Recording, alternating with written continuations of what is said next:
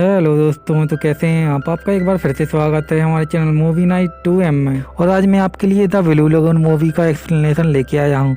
इस मूवी में दो बच्चे एक अनजान आइलैंड पे फंस जाते हैं। अब ये लोग यहाँ पे जिंदा रहना कैसे सीखते हैं।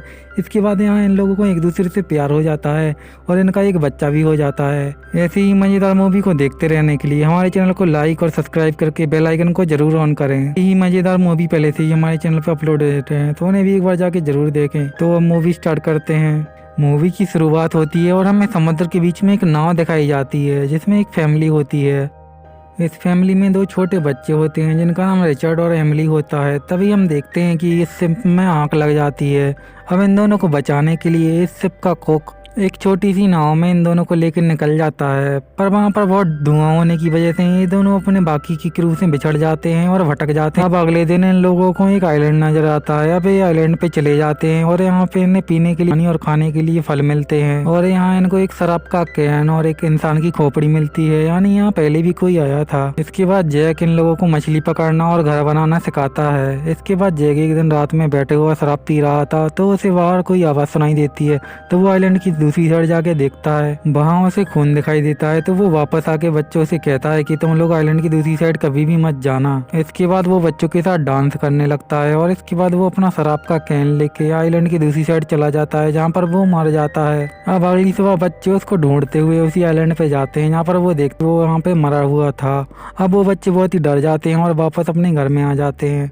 अब वो बच्चे यहाँ पे बहुत डर गए थे तो वो उस आइलैंड को छोड़ के एक दूसरे आइलैंड पे चले जाते हैं और जैक की सिखाई बातों से वहाँ पर अपना घर बनाते हैं और इसी तरह से वो अपना टाइम निकालने लगते हैं। अब यहाँ रहते हुए ना बहुत साल बीत जाते हैं और ये लोग बड़े हो जाते हैं। अब ये लोग बड़े हो गए थे तो अब ये लोग एक दूसरे की ओर अट्रैक्ट होने लगे थे, पर इन लोगों को ये समझ में नहीं आता कि इन लोगों के साथ ये क्या हो रहा है। फिर एक दिन जब एमिली स्विमिंग कर रही होती है तो वो पानी में ब्लड देखती है तो वो बहुत ही ज्यादा डर जाती है। तो वो रिचर्ड को आवाज लगा लेती है। अब वो देखती है ब्लड उसकी बॉडी से आ रहा था। दरअसल ये उसका पहला पीरियड था, पर उसे पता नहीं था कि ये क्या हो रहा है।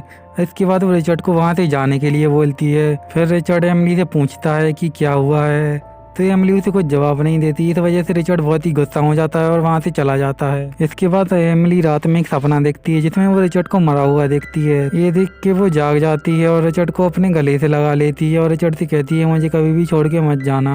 इसके बाद रिचर्ड एक दिन एमिली के पास आता है और उसे टच करने लगता है, लेकिन एमिली उसे मना कर देती है और वहाँ से भगा देती है। फिर एक दिन एमिली अपने आप को रिचर्ड को टच करते हुए देख लेती है, पर उसे समझ में नहीं आता ये क्या हो रहा है। अब रिचर्ड समुद्र में एक नाव देखता है। इसके बाद वो घर की तरफ भागता है जहाँ पर उन्होंने लकड़ियाँ रखी थी सिग्नल फायर के लिए, और एमिली ये सिर्फ देखने के बाद भी आग को नहीं जलाती है। इसके बाद वो रिचर्ड वहाँ पर आके एमिली पे बहुत गुस्सा करता है। दरअसल एमिली को ये जगह बहुत अच्छी लगती थी और वो यहाँ से जाना चाहती थी। तो रिचर्ड अब उससे झगड़ा कर लेता है और एक नाव लेकर यहाँ से जाने की कोशिश करता है। अब थोड़ा आगे जाते ही रिचर्ड की नाव टूट जाती है और वो वापस आ जाता है और एमिली उसके ऊपर बहुत ही ज़्यादा हंसने लगती है। इसके बाद इन लोगों का बहुत ही ज़्यादा झगड़ा हो जाता है और रिचर्ड घर जाके एमिली का सारा सामान घर के बाहर फेंक देता है। तो अब एमिली को एक गुफा में जाके रहना पड़ता है। इसके बाद एमिली का पाँव एक जहरीली मछली पे पड़ जाता है। इसके बाद रिचर्ड उसके पास आता है और उससे पूछता है क्या हुआ। तो वो कहती है मेरा पाँव एक जहरीली मछली पे पड़ गया है। अब रिचर्ड उसे उठा के अपने घर के पास ले आता है और भगवान से दुआ करने लगता है कि एमिली जल्दी ठीक हो जाए। फिर कुछ ही टाइम बाद एमिली बहुत ही जल्दी ठीक हो जाती है। इसके बाद ये लोग बहुत ही क्लोज आ जाते हैं। इसके बाद ये लोग आपस में ही इंटीमेट होने लगते हैं जिससे इन लोगों को बहुत अच्छा लगता है। कुछ समय बीतता है और इसके बाद एमिली प्रेग्नेंट हो जाती है, पर इन लोगों को समझ में नहीं आता कि ये क्या हो रहा है। इसके बाद रिचर्ड एक दिन जंगल में जाता है जहाँ पर वो देखता है कि कुछ जंगली लोग एक इंसान की बलि दे रहे थे। तो वो वहाँ से डर के वापस अपने घर आ जाता है जहाँ पे वो देखता है कि एमिली दर्द से चिल्ला रही थी। इसके बाद एमिली वहाँ पर एक बच्चे को जन्म देती है। इसके बाद ये दोनों अपने बच्चे के साथ बहुत ही खेलने लगते हैं और बहुत खुश होते हैं। इसके साथ ये बच्चा कुछ टाइम बाद बड़ा होने लगता है। इसके बाद वहाँ पर रिचर्ड का फादर उसको ढूंढते हुए आता है, पर उसे समझ में नहीं आता ये लोग कौन है, तो वो वहाँ से चला जाता है। इसके बाद ये लोग अपने पुराने आइलैंड पे आते हैं कुछ सामान लेने के लिए, जहाँ पर इनका बच्चा कुछ जहरीले फल तोड़ के अपनी नाव में रख लेता है। इसके बाद इनका बच्चा नाव चलाने वाली चप्पू को समुद्र में फेंक देता है। इसके बाद एमिली उसको उठाने की कोशिश करती है लेकिन नहीं उठा पाती, तो वो रिचर्ड को वहाँ पर बुलाती है। तभी हम देखते हैं रिचर्ड के पीछे एक शार्क आती है।